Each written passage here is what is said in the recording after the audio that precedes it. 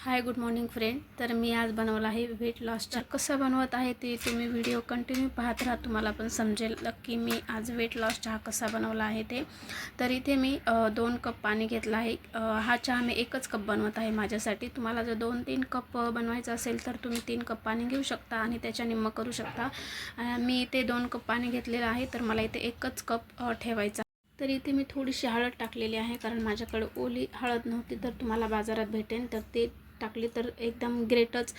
हळदीने काय होतं बरं का, हळदीमध्ये अँटीऑक्सिडंट भरपूर प्रमाणात असतात, जे की लोकांना हृदयविकाराचा धोका असतो किंवा हृदयाच्या समस्या असतात ना, तर त्यांनी हळदीचं पाणी घेतलं पाहिजे. त्यानंतर मी दुसरं इन्ग्रेडियंट वेलची टाकली आहे. तर वेलचीमुळे काय होतं, ज्यांना की पित्तवाताचा त्रास असेल ते कमी होते आणि यामध्ये भरपूर प्रमाणात कार्बोहायड्रेट, प्रोटीन्स, फायबर, पोटॅशियम हे असतात आणि ही अँटी डिप्रेसंट पण आहे, ज्यामुळे डिप्रेशन कुणाला म्हणजे ताणतणाव असेल ते पण कमी होते. त्याच्यामुळे अवश्य ही पण वस्तू टाकायची. मी दालचिनीचा तुकडा टाकलेला आहे. तर दालचिनीमुळे काय होतं, आपल्या रक्तातील जे साखर वगैरे असते ना जास्त, जे की आपण डेली प्रमाणात खातो, त्याच्यामुळे ती नियंत्रित होते. त्यानंतर ना मी थोडीशी अद्रक टाकलेली आहे. तर या आल्यामुळे ना आपल्याला जी जळजळ होते ते पण कमी होते आणि आल्यामुळे भूक कमी लागते.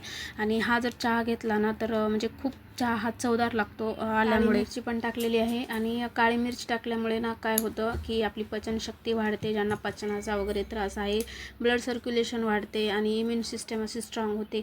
ज्यांच्याकडं काळी मिरचीचं पावडर आहे ते सगळ्यात बेस्ट, पण माझ्याकडे पावडर नव्हतं तर मी अशीच काळी मिरची टाकलेली आहे. चहा कधी घ्यायचा तर आपण ना सकाळी झोपेतून उठतो तेव्हा, सकाळी झोपेतून उठल्या 1 कप चहा घ्यायचा आणि त्याच्यानंतर 1 तासानं जेवण करायचं. असं पण आपण उठल्या काही खात नाही वगैरे, पण चहा वगैरे घेतल्यानंतर आपण जो डेली दुधाचा चहा वगैरे बनवतो तो त्याच्यावर घ्यायचा नाही आणि डायरेक्ट जेवण करायचं. आणि हा संध्याकाळी जेवणाच्या अगोदर झोपण्याच्या अगोदर, म्हणजे संध्याकाळचं जेवण झाल्यानंतर 1 तासाच्या नंतर आणि झोपण्याच्या अगोदर 1 कप चहा घ्यायचा आणि त्याच्यानंतर झोपायचं.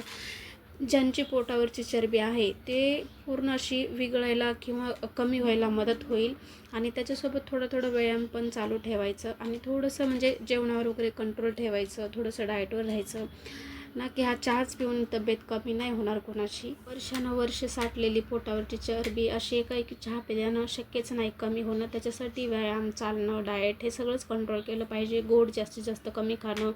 तर ना व्यायाम नाही केलं तरी चालतं, पण हा चहा डेली 2 टाईम आणि त्याच्यासोबत रोज अर्धा तास चाललं ना सकाळ संध्याकाळ, तरी पण आपलं म्हणजे वेट कमी होण्यात किंवा पोटावरची चरबी होण्यास कमी होईल. तर तुम्ही ते करून पहा. मी तर सुरुवात केली आहे.